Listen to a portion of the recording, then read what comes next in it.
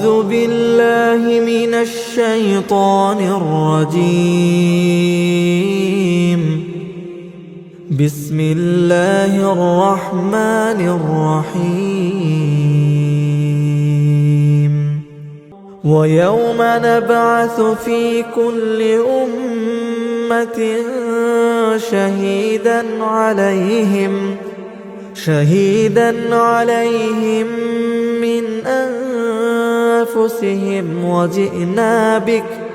وجئنا بك شهيدا على هؤلاء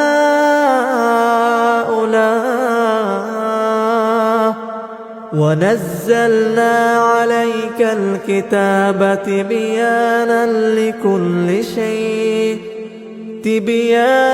لكل شيء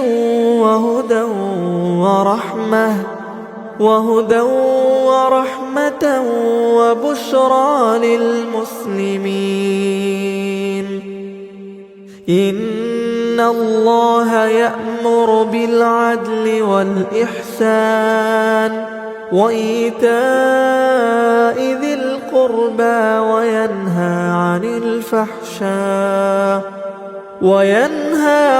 الفحشاء والمنكر والبغي يعظكم لعلكم تذكرون.